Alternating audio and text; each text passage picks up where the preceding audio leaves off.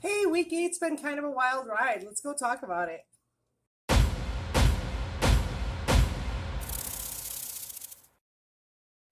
Hey guys, I'm having a little bit of trouble today. This is my third take. This usually does not happen. I just don't even know where to start. Week eight has been kind of a whirlwind. I have had so much support from Amanda and Kat. Kat made me this awesome mug and a magnet that says Total Babe on it for motivation and to help me realize that I'm okay just the way I am, and to keep me moving forward. And Amanda has been overwhelmingly supportive and being mindful of my diet and talking about all of that.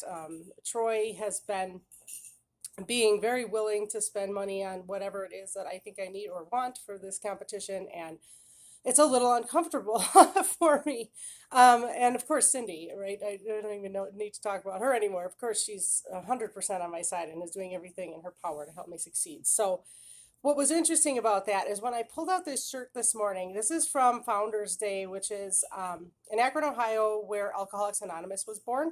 And every year they do like, I don't want to call it a festival, but a gathering. I'll call it a gathering where you can go and see like where the first meetings were and see their graves and whatever. It's a long story. But anyway, pulled out this shirt. It's from 2009 and I don't look horrible in it. And that was like huge for me because it made me realize like I'm actually making a lot more progress than I think I am.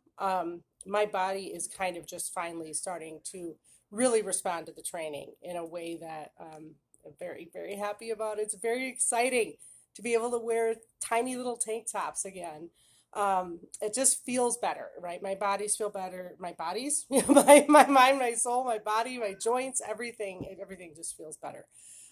But here's what I want to talk about this week. It's very interesting to me that in Alcoholics Anonymous or Cocaine Anonymous or any of the 12 step recovery programs, you get a sponsor. Ideally, you get a sponsor. And where that idea came from is back in the day when they first started trying to do the 12 step recovery program, they would sponsor people coming out of hospitals, meaning they would take responsibility for these people who were coming out of alcoholic asylums and bring them into their homes. Bill and Bob were actually bringing these people into their homes in Lois, and they were sponsoring them. So that's where that idea first came from. And what it is now is that you find somebody who has what you want. That's what they say. Find somebody who has what you want and do what they did.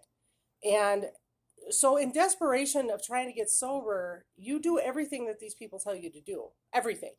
I don't know if you saw my post on Facebook about Barb, but 2 years ago, she OD'd on heroin, and if it wasn't for that woman, I would not be sober. So it's a very unique program in that you can help get people sober if you even if you can't help get yourself sober. It's very sad, but I miss her a lot, and it's part of my grieving process. She's one of the people that I'm grieving. Obviously, she was just a beautiful, beautiful soul. But in any regard, she saved my life.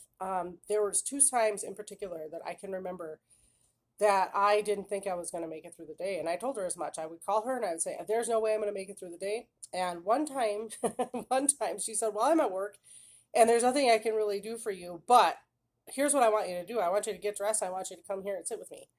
And I went and I sat with her at a dime coffee on Brady Street for 8 hours while she worked. And she basically babysat me. I don't even know how else to say it. She basically babysat me and saved my life that day. And then took me to a meeting, and I was better and I stayed sober. That was probably 2 weeks into my recovery, 15 years ago. And then another time, she said, "Why don't you just clean your house?" And I said, "Because the house is already clean." And she said, "Okay, do the dishes." And I said, "I already did the dishes." And she said, "Well, do them again." So I hung up the phone. I did all the dishes again. And I called her back. I said, I still want to smoke crack. What do I do?" And she said, "Clean your bathroom floor with a toothbrush." I'm just going to let that sink in. Yeah. And I did. You guys, I cleaned my bathroom floor with a toothbrush. And you know what? It kept me sober.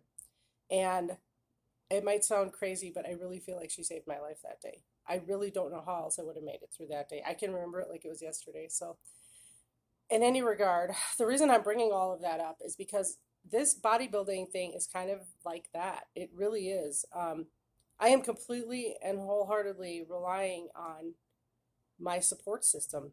I'm relying on Kat and Troy and Cindy and Georgina and all of these people, Teresa, my masseuse who also body builds, all of these people who have kind of come around me and built this community around me. I feel like are kind of holding me up right now because this is all happening so fast and I don't know what the hell I'm doing. I have no idea what I'm doing. And it very much feels like early recovery, where they're kind of my lifeline right now, you know? And then we're just getting started, right? I mean, I haven't even really started restricting my diet yet. That will happen on September 1st when I really start going into that. Oh, side note, I got my food scale yesterday. First time I've ever sucked it up and bought a food scale. So yeah, that's another thing that happened. Like things are moving fast. So anyway, I think it's really interesting how this is paralleling recovery because for me, bodybuilding is recovery, as I've told you guys. So this is like a new level of recovery. You know, in 12-step programs, we talk about peeling the layers of the onion back, and every time there's another layer. There's another layer, and this is the next layer. This relying on these people to get me onto the stage. So I just thought that was a cool parallel, and so that's what I thought I wanted to talk about today. On other news, I also started putting my books into electronic format so that I can get them published on Kindle Publishing, which is really exciting. And as I said, my body has shifted a great deal. I bought the food scale. I am doing way more cardio this week. Um, I know there's something else I'm forgetting, but the bottom line is things are moving and they're progressing. And this was one of those weeks where it progressed a lot. And I like that. I like to see, I was just able to post on the Facebook group that I'm in about bodybuilding. I was finally able to just post in that group myself flexing, which I've never really been able to do. I didn't really have the muscles or the definition to be able to do that before. So I'm very excited. Things are moving along, and thank you for being here as always. And I will talk to you soon. Love you guys. Bye.